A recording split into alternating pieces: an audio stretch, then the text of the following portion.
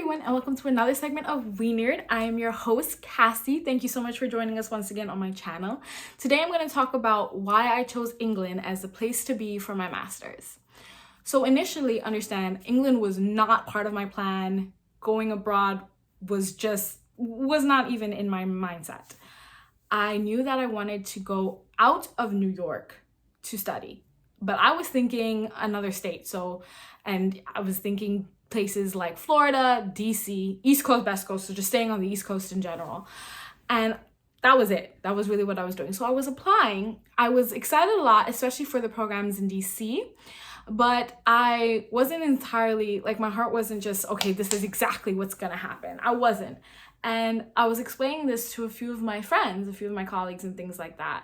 And a few of them, being part of my Model United Nations world, they told me of people, and I knew of people who had studied in England. Okay, they had studied specifically in London at the London School of Economics as well as King's College.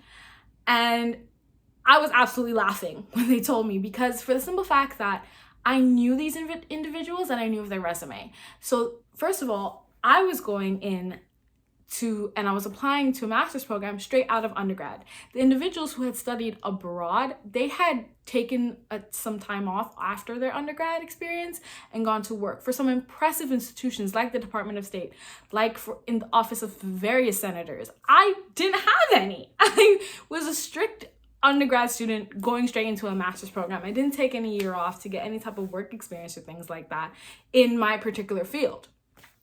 All I really had under my belt as far as my field was concerned was interning at Amnesty International. That was it. That was really it. I didn't have anything particularly, and my volunteer experience.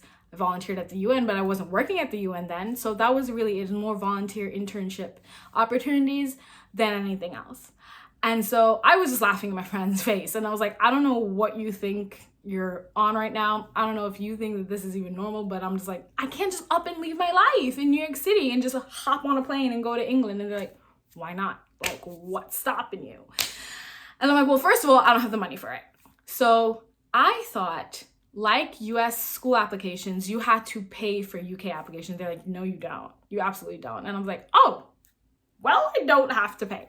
And they're like, right, the worst they're gonna tell you is no. What's the harm? Like, what's gonna hurt you? If they say no, they say no. Like, you still have your other school options. And I'm like, okay, you know what? True, you're right. So they started applying. They took my laptop because obviously I had everything. Since I had done my other applications, I had everything on my laptop that I needed. I had my essays, I had my recommendation letters, I had my information for my recommenders. So I had all of that, and they started applying. I'm like, you guys need to leave me alone because this is just not gonna happen anyway. But they mostly applied to schools for me in London.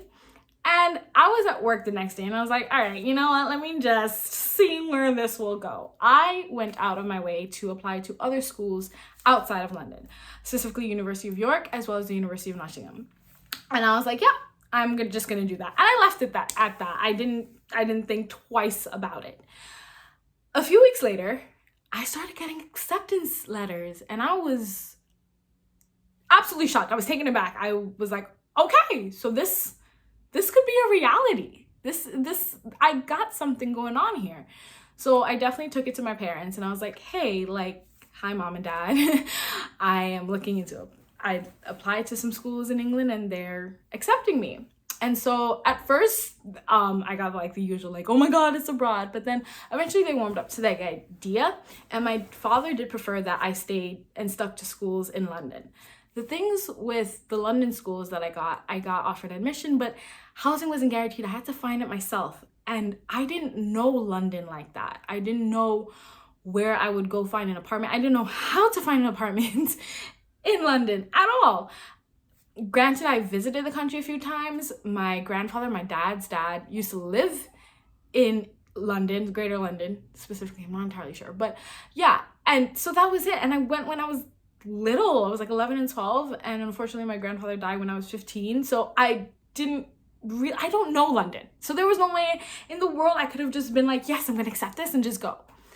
Now, schools, York and both Nottingham, offered me an opportunity where they have grad school housing.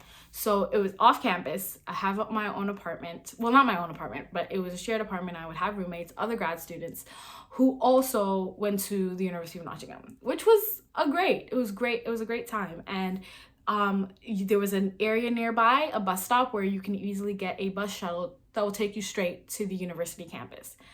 And in the end, I decided on the University of Nottingham, which was, I loved it. I have no regrets at whatsoever attending the University of Nottingham.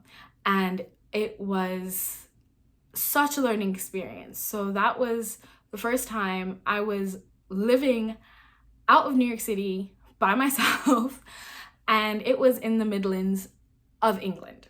Now, England is the opposite of America in the sense that of their large and big city life. The more south you go, the more city, the more wealthy it is. The more north, it's considered more countryside area. And I was in the Midlands. So granted, Birmingham is the largest Midlands city in England, but I chose to go to Nottingham. And it was a fantastic time. And it was different going to school in a place where people were greeting me all the time. They were talking to me very nicely. I had to learn that people actually appreciated having time off. It was very off-putting that things were closing at 4 p.m. on a Sunday. I was very confused about this, but that was what happened. And I was very, very blessed to have my parents help me move into my grad school apartment, my grad school room, not apartment. And for them, they were just reminiscing because a lot of the rules, because of colonialism, the rules that England had, they kept remembering a lot of it like that's how it was back home in Guyana for them, which was kind of cute to see. It was really, really cute. But they were also laughing because they're like, oh yeah, everything closes at 4. I was kind of shocked about that. But it was a great choice I made. I also chose it because I wanted to be able to travel. And there was no way in the world my father was ever going to let me fly and say like, hey, I just wanted to travel for a year, Dad. No, that was not going to fly in my household. But being able to go to school in England allowed me the opportunity to travel because it is so easy to travel. It's so accessible from all over Europe. And being a student and having a student ID card, you got great discounts just by having a student ID card. And it was phenomenal. Every weekend I was traveling, going to a different city. And my dad was like, don't you have schoolwork to do? I'm like, I got Wi-Fi, Daddy. That's all I need. And he was like, oh my God. But I was traveling to places, I was seeing things, and I was earning my master's degree at the same time. And it was one of the most, if not the most phenomenal year of my life. And that is another reason too. So earning your master's in England, it is 1 year versus 2 years in America. And overall, as an international student, as an American international student going to school in England, it was a lot cheaper versus going to school in England as an American international student than staying and going to school at NYU or any of the American schools I had gotten into. It was a lot more cheaper. And people are always shocked to hear this, but it's true. NYU's program, when I was looking into it at the time, was $60,000 a semester. Overall, as an international student, I paid $16,000 for going to school in England as an international student, American international student. And of course, there were a few fees going when I was applying, but it was not astronomical. It was definitely not. And then you plane ticket and things like that, but it was not as astronomical. And for those reasons, I definitely attended England. And instead of giving all this long lecture, I would just instead say, when people ask why you chose England, I was like, I wanted to have and be a Bollywood actress and daughter who decided to just go to England and study, because that's always what you see, especially in Kabhi Khushi Kabhie Gham. Like, he ran out of that helicopter, and I wanted a helicopter to show up at JFK and pick me up, but my parents were not having it, so that was kind of sad. But that is it for another segment of Wiener. Thank you so much for joining me, and I look forward to seeing you guys again. Bye!